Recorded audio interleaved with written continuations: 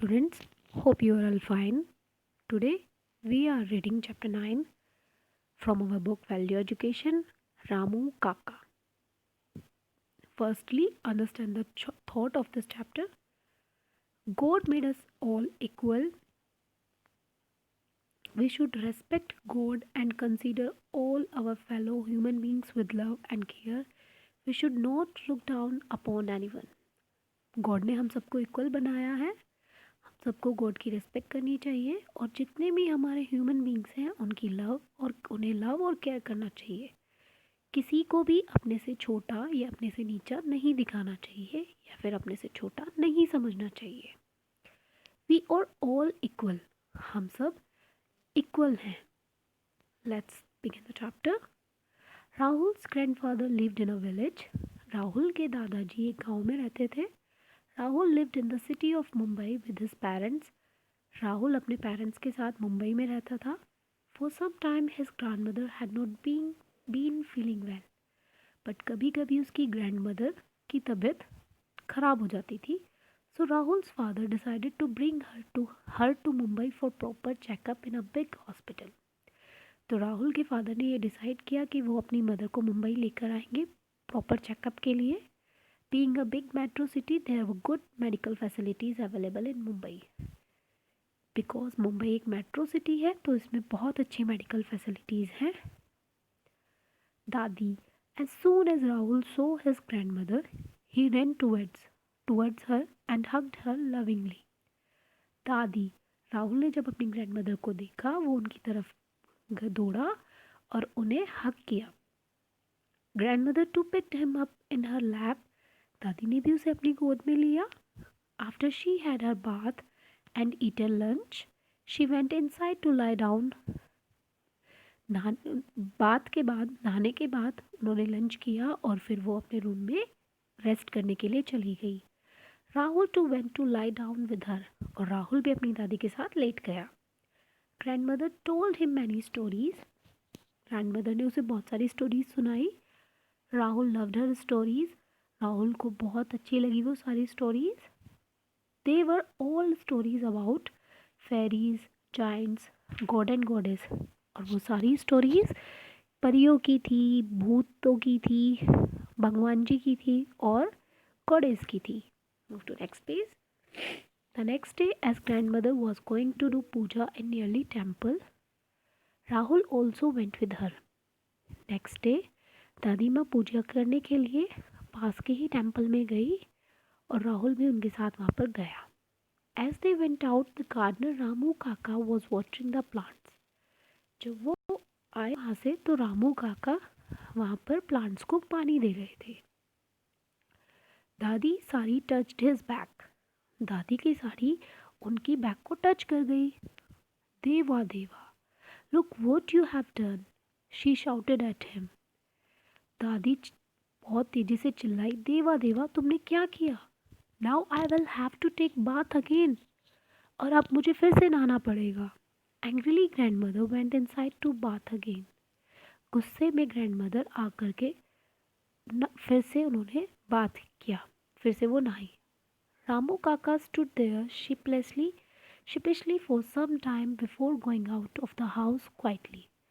रामू काका कुछ देर तो वहाँ शर्मिंदा हुए और कुछ देर बिल्कुल चुप खड़े रहे और वो घर से बिल्कुल चुपचाप चले गए। Rahul could not understand why grandmother had to bath again if Ramu Kaka's back touched her sari. Rahul नहीं समझ पाया कि दादी क्यों आई नहाने, क्यों घर पे वापस आकर के नहाई। अगर रामू काका की बैग को उनकी साड़ी टच हो गई तो दादी वापस किस लिए आकर नहाई। He went to his mother and asked her. Rahul अपनी मदर के पास गया और उनसे पूछा। His mother told him Ramu Kaka is a gardener. उसकी मदर ने बताया कि रामू काका एक गार्डनर है। Dadi's religious believe that if an untouchable person touches you, then you have to purify yourself again by bathing again.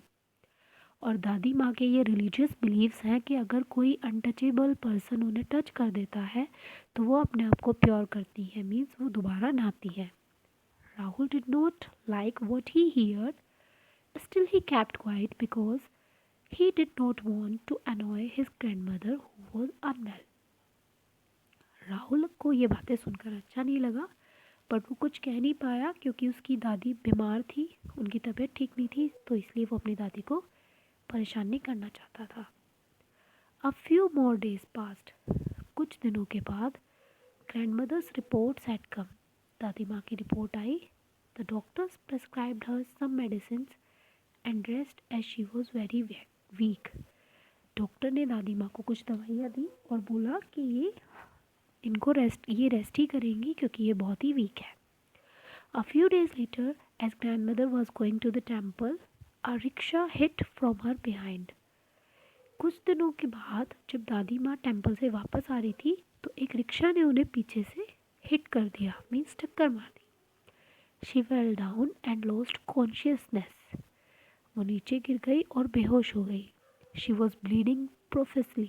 उनका खून बह रहा था. रामू काका heard the noise.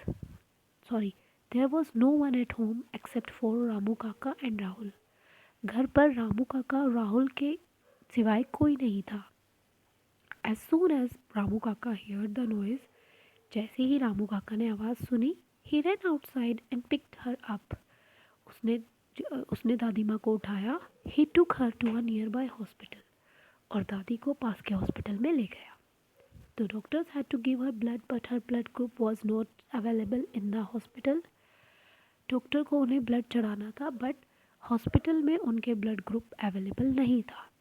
At that time, Ramu काका offered to give his blood. और उस टाइम रामू काका ने अपना ब्लड देने के लिए बोला. His blood matched his grandmother's blood group and he gave his blood to grandmother to save her life. क्योंकि बिकॉज रामू काका का ब्लड ग्रुप और दादी माँ का ब्लड ग्रुप मैच कर गया और उसने दादी माँ की लाइफ बचाने के लिए ब्लड दे दिया. By the time Rahul's father and mother came to the hospital, the operation was over. जब तक राहुल के दादी मम्मी पापा हॉस्पिटल पहुँचे तब तक ऑपरेशन हो चुका था. When grandmother regained consciousness, she came to know about blood transfusion. जब दादी माँ होश में आई तो उन्हें पता चला कि उनकी बॉडी में ब्लड ट्रांसफ्यूजन हुआ है, मीन्स उनको किसी का ब्लड चढ़ा है. When she was told that Ramu Kaka saved her life by giving his blood, she became quiet. जब उन्हें पता चला कि उनकी लाइफ को बचाने के लिए रामू काका ने ब्लड दिया है तो वह चुप हो गई. Everyone was scared that she might scold Ramu Kaka as he was untouchable according to her. सभी के सभी डर गए कि कहीं वो रामू काका को डांटा ही ना, क्योंकि रामू काका तो उनके अकॉर्डिंग अनटचेबल पर्सन है. In the afternoon she called Ramu काका इनसाइड. दोपहर में दादी माँ ने रामू काका को अंदर बुलाया. Ramu Kaka stood there. रामू काका वहाँ खड़े थे और शेक हो रहे थे, मतलब काँप रहे थे डर के मारे. Grandmother called him near and touched him hand softly. दादी माँ ने उसे प्यार से अपने पास बुलाया और उसे बहुत ही प्यार से टच किया. Thank you Ramu, you have saved my life. Thank you Ramu, तुमने मेरी लाइफ बचाई. I am sorry for my behaviour with you. मैं आपसे माफ़ी मांगती हूँ बेटा जो मैंने आपके साथ किया. Now I know we are all same. But अब मुझे पता चल गया है कि हम सब सेम हैं. Similarly blood runs in our veins. एक जैसा ही खून हमारी वेन्स में है, मीन्स हमारी नसों में है. God has made us all equal. भगवान ने हम सबको इक्वल बनाया है. It's we humans who have divided ourselves in different caste and groups. ये तो हम ह्यूमन्स ही हैं जिसने डिफरेंट कास्ट और ग्रुप बनाए हैं, अपने आप को डिवाइड किया है. ऐसा दादी माँ ने बोला. Rahul felt very happy when he heard her saying these words. Rahul बहुत खुश हुआ जब उसने ये वाले शब्द दादी माँ के मुँह से सुने. And the educational value of this chapter is equality, means समानता. We are all equal. Okay, thank you all.